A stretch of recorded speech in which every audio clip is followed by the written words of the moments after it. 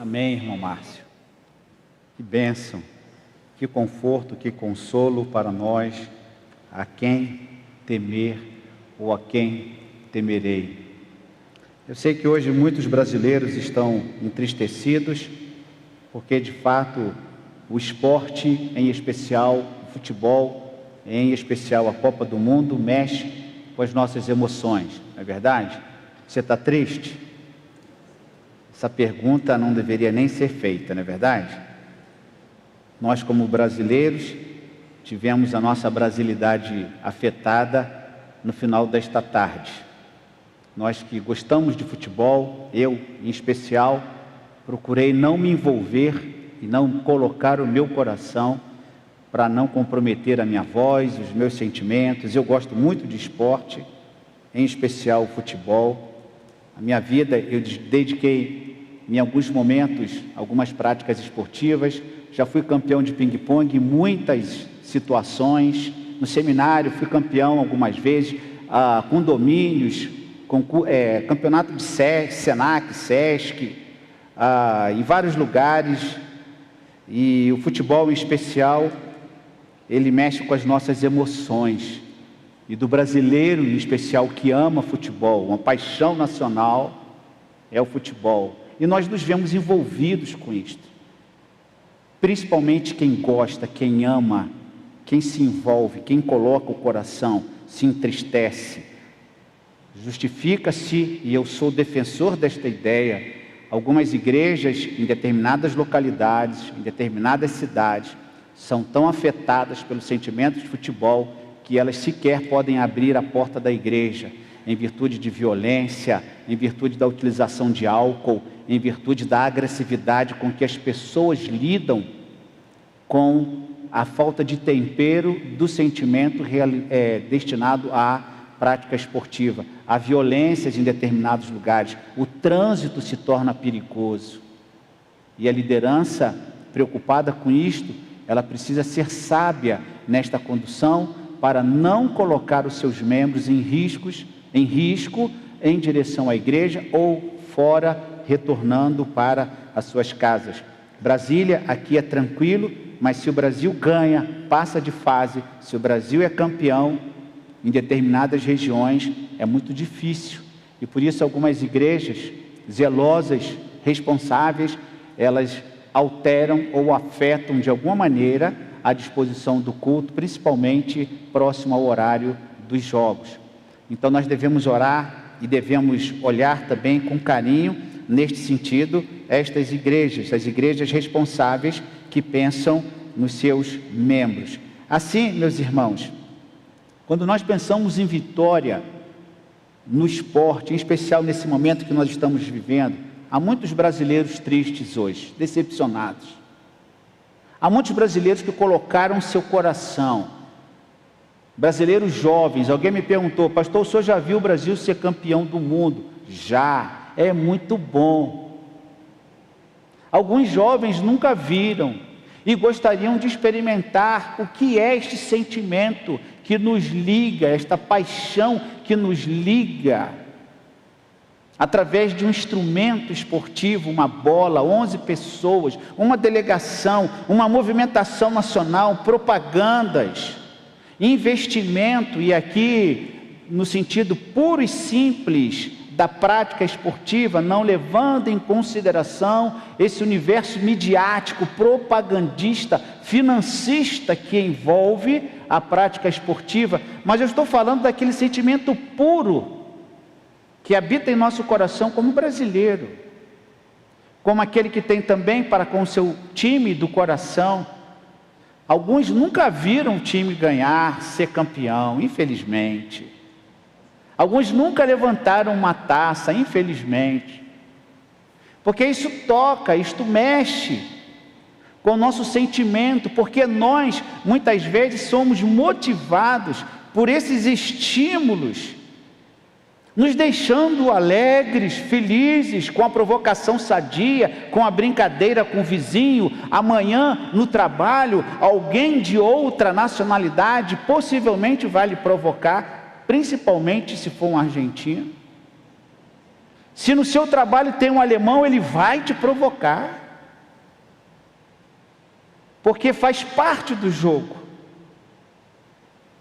O grande problema é quando nós atribuímos somente valores temporais, e o problema é quando nós apenas dependemos das vitórias humanas, das circunstâncias humanas. Aí é que está o problema. Ora, nós brasileiros, num país tropical, com uma cultura que toca muito o nosso coração, a nossa brasilidade é muito forte, um país continental com várias espécies de situações diferentes, povo diferente, sotaque diferente, comida diferente. Mas uma coisa nos une, que é este sentimento de patriotismo, de nacionalidade, de vitória. Talvez você não seja afetado por isso, porque você tem uma fé em Jesus Cristo, mas quantas pessoas colocam o coração naquilo que é temporal, naquilo que é passageiro? E nesta noite, de maneira breve, eu quero chamar a sua atenção para esta questão, para a verdadeira vitória que o crente tem, que você pode ter, que eu posso ter em Cristo Jesus. E eu quero destacar nesta introdução a febre do jogo e a fragilidade das nossas emoções. Muitas pessoas atrelam a emoção pelo resultado. Se ganha, ótimo, muito bem, muito bom, eu durmo bem, eu celebro, amanhã eu estarei bem-humorado, a minha segunda-feira será muito boa. Se o Brasil ganha, é uma alegria tremenda. Se o Brasil perde, é o humor que azeda. E eu quero chamar a sua atenção exatamente para isto. As nossas emoções e a nossa atenção principal, onde nós colocamos e depositamos, ainda que amemos, nos envolvemos com alguma prática, seja ela esportiva ou qualquer outro concurso ou outra questão que porventura a sua cultura lhe permita transitar. E aí, de uma maneira genérica, não aqui limitando esta fala ao futebol especificamente, mas quantas pessoas colocam o coração naquilo que é passageiro, e as emoções são evidenciadas e são transitadas por esta conexão atual de algo que nos atrai, que nos chama, que mexe com a nossa ansiedade. Mas nós devemos pensar que a nossa vida com Deus, ela é bem diferente desta vida patrocinada ou mantida ou influenciada pelos nossos sentimentos e emoções passageiras, quando nós depositamos em alguém a nossa confiança. Nosso irmão Márcio cantou aqui: a quem temerei? O Brasil temia um gigante. Pegue o seu boletim na pastoral. Alguém me perguntou assim: pastor, o senhor sabia do resultado quando escreveu essa pastoral? Eu falei: não. Mas nós devemos estar preparados para as derrotas. Nós tínhamos um gigante a vencer e fomos derrotados por ele. Quantas pessoas confiam no recurso humano proveniente de capacidades, de tecnologia, de experiência? É óbvio e é natural que dependamos dos recursos que nós temos, dependemos da segurança pública, dependemos da educação, dependemos dos nossos pais, obviamente dependemos da nossa condição financeira, dependemos da nossa condição de saúde. Mas o grande problema e o grande perigo é quando nós confiamos e estabelecemos como meta de confiança pessoas com fragilidades, pessoas que passam, pessoas imperfeitas, pessoas que não podem dar aquilo que nós queremos ou precisamos. E neste sentimento de brasilidade, de patriotismo, quantos milhões de pessoas confiam naqueles que podem produzir resultados? E nós esperávamos sim que pessoas produzissem resultados que nos alegrassem, que nós estivéssemos aqui com a camisa do Brasil, pulando, festejando. Mas não é assim que funciona, porque a nossa dependência e a nossa confiança vem no Senhor. E o nosso irmão Márcio cantou: a quem temerei? E eu fiquei pensando, nós, aqueles que se envolvem neste universo, os gigantes do futebol, tememos Mbappé, tememos Messi, tememos os grandes E nós fomos derrotados por uma pessoa que, na minha opinião, era uma pessoa desconhecida. Eu nunca tinha ouvido falar desse rapaz que fez os 2 gols. Um desconhecido de muita gente. Uma pessoa que, na minha percepção, só ficou conhecido por causa dessa Copa. E o inesperado acontece. Aquilo que nós não imaginamos acontece. E às vezes nós somos derrotados porque nós confiamos em pessoas e as pessoas não podem dar aquilo que nós precisamos. Uns tristes, outros alegres. Esta é a febre do futebol, a fragilidade das nossas emoções. Mas a palavra de Deus nos mostra em Romanos no capítulo 8, abra a sua Bíblia, Romanos no capítulo 8, versos de 35 a 37. Romanos no capítulo 8, dos versos 35 a 39, 35 a 39, assim diz a palavra do Senhor: quem nos separará do amor de Cristo? Será a tribulação, ou a angústia, ou a perseguição, ou a fome, ou a nudez, ou o perigo, ou a espada? Como está escrito, por amor de ti somos entregues à morte continuamente, fomos considerados ovelhas para o matadouro. Em todas estas coisas, porém, somos mais que vencedores por meio daquele que nos amou, porque eu estou bem certo de que nem a morte, nem a vida, nem os anjos, nem os principados, nem as coisas do presente, nem do porvir, nem os poderes, nem a altura, nem a profundidade, nem qualquer outra criatura poderá nos separar do amor de Deus que está em Cristo Jesus, nosso Senhor. Lembro-me de uma vez, bem jovem, quando meu pai me deu um conselho: meu filho, não coloque o teu coração nestas coisas. Cuide dos seus sentimentos, cuide das suas emoções.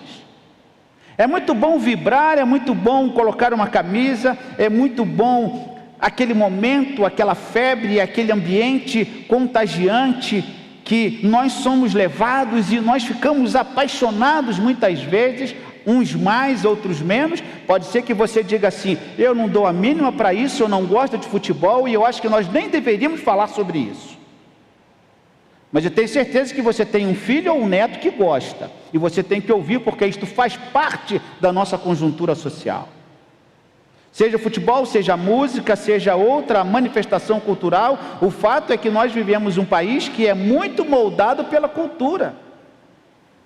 Uma boa cultura ou uma má cultura, que leva muitas vezes ao abandono da fé, ao deboche da fé, como temos dito aqui. Esse texto de Romanos, no capítulo 8, verso 35, que fala quem nos separará do amor de Cristo, ele nos apresenta muitos itens, muitas situações. Paulo vai fundo nesta pergunta: quem pode nos separar? Será que um sentimento de derrota, será que um ambiente que nós estamos vivendo agora, provocado por uma questão futebolística, será que isto tem o poder? Talvez você que esteja aqui não esteja necessitando desta palavra, mas quem sabe alguém que esteja em algum lugar, que esteja tão decepcionado com isto, porque coloca o coração, porque investe e porque se decepciona. E eu gostaria que você focasse em Cristo Jesus, porque nele nós somos mais do que vencedores. Para muitas pessoas a derrota é o fim da linha. Eu fico vendo e percebendo que para muitas pessoas é o fim da linha, nunca mais terão a oportunidade de uma conquista.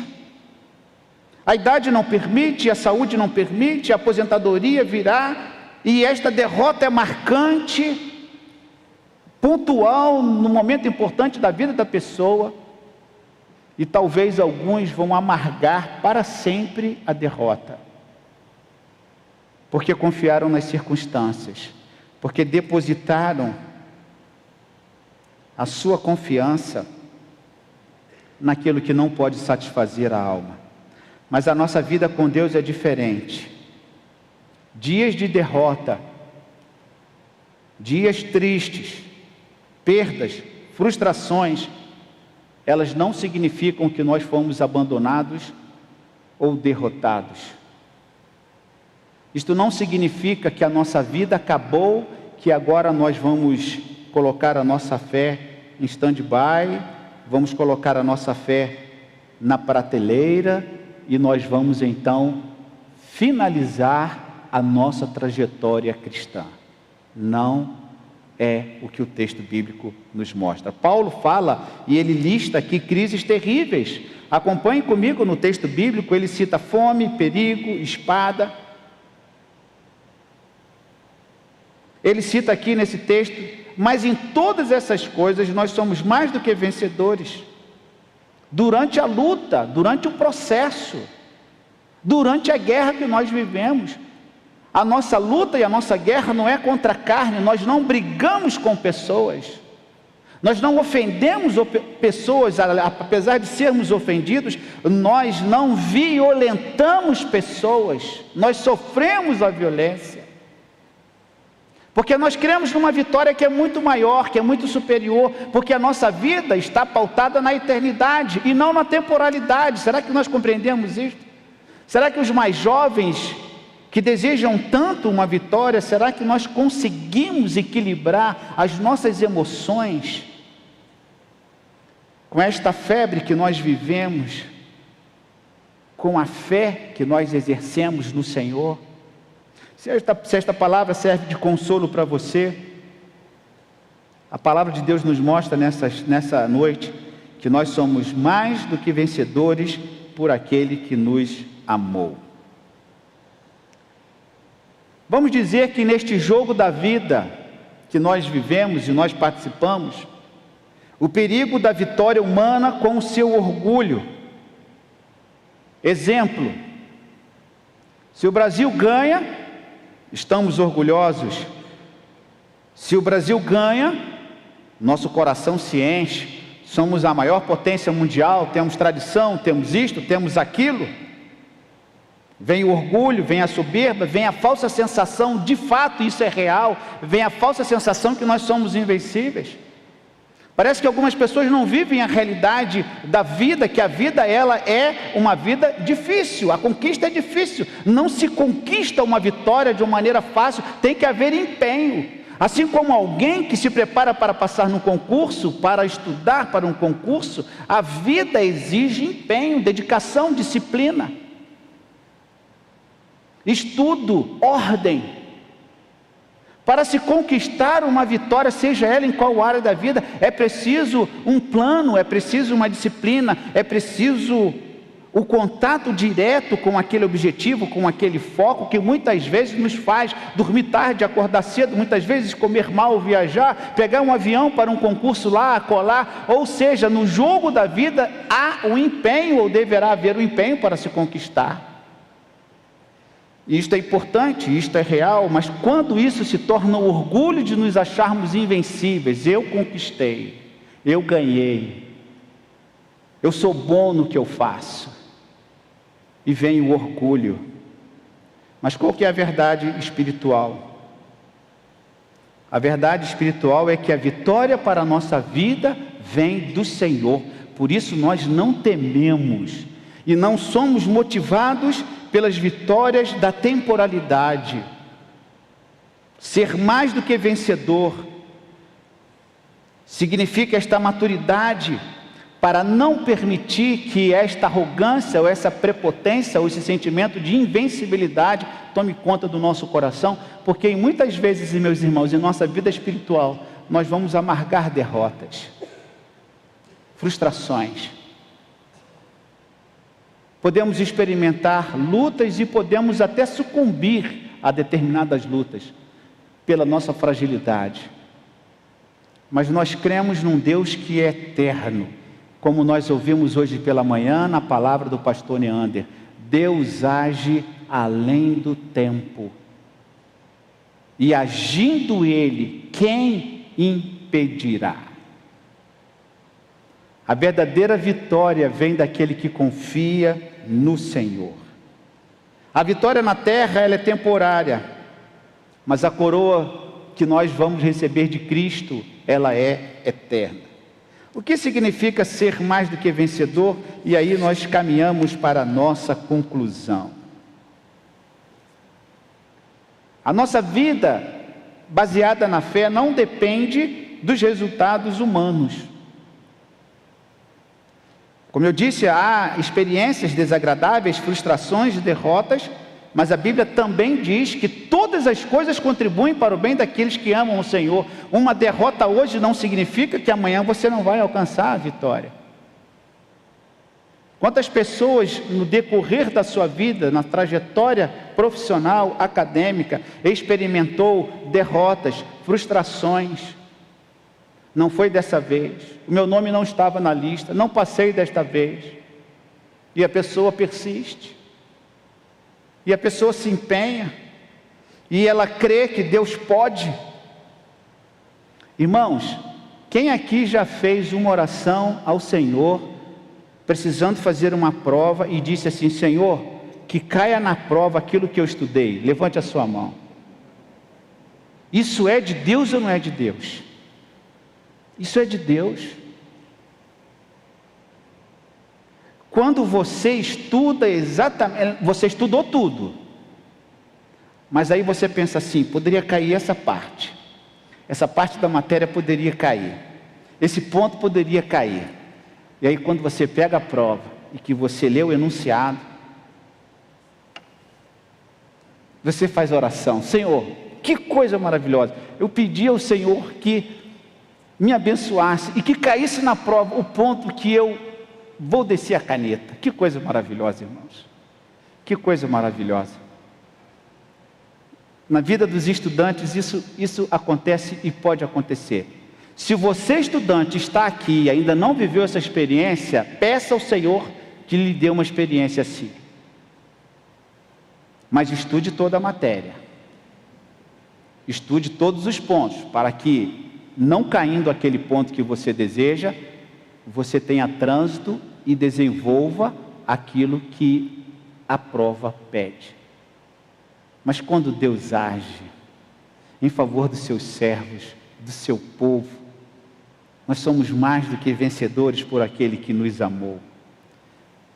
No jogo da vida, nós dependemos do placar, mas no jogo da fé, vamos dizer assim, obviamente a fé não é um jogo, mas na perspectiva da fé, a nossa vitória está na cruz, a nossa vitória está no Senhor, a nossa vitória já veio, o Senhor pagou o seu preço.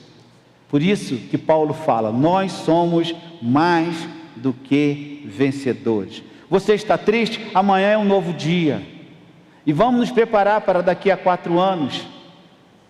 Nosso irmão Flepa já me deu o relatório, quarta-feira já começa outra coisa aí. Então quando o Brasil acaba, tem outras coisas acontecendo. Em Cristo nós somos mais do que vencedores. E eu quero então, nesta noite, desafiar a igreja para olhar para as partidas mais importantes da vida. Qual tem sido o placar da sua vida com Deus hoje? Você está experimentando vitórias? Você tem lutado? A vitória está vindo? Você está dependendo de pessoas? Você está dependendo do gerente? Você está dependendo do escrivão? Você está dependendo do delegado, do juiz, do advogado? Você está dependendo de quem? Eu queria que nesta noite você pensasse sobre isso. Dependa exclusivamente do Senhor, porque Ele pode todas as coisas. E a vitória que vence o mundo é a nossa fé. Em Cristo nós somos mais do que vencedores. Você está perdendo de goleada para a ansiedade, para os problemas financeiros, para os problemas familiares? Esta é uma reflexão, que nem tudo em nossa vida nós vamos alcançar vitória ou êxito, mas quando nós confiamos no Senhor, nós somos mais do que vencedores. E eu queria concluir lendo um parágrafo da minha pastoral. Por favor, pegue aí o boletim. E eu quero concluir lendo um parágrafo aqui, na coluna da direita, da minha pastoral, As Partidas da Fé e o Placar da Fé. Leia depois na integralidade. Eu quero ler os 2 últimos parágrafos da minha pastoral. Ser mais que vencedor significa que a nossa identidade e a nossa alegria não dependem do placar das circunstâncias. O jogo da nossa vida já foi ganho na cruz. Na derrota ou na vitória terrena, nosso troféu é eterno e o amor de Deus por nós permanece intacto. Neste domingo, torça, vibre, aproveite o jogo, mas na segunda-feira lembre-se, aconteça o que acontecer no campo ou na sua vida, você está ao lado do campeão dos campeões. Erga a cabeça, o Senhor da história é o seu treinador. Em Cristo Jesus, nós somos mais do que vencedores. Isso não tira a nossa tristeza, talvez a nossa decepção, mas amanhã é outro dia e daqui a 4 anos teremos mais uma oportunidade. Que Deus nos abençoe.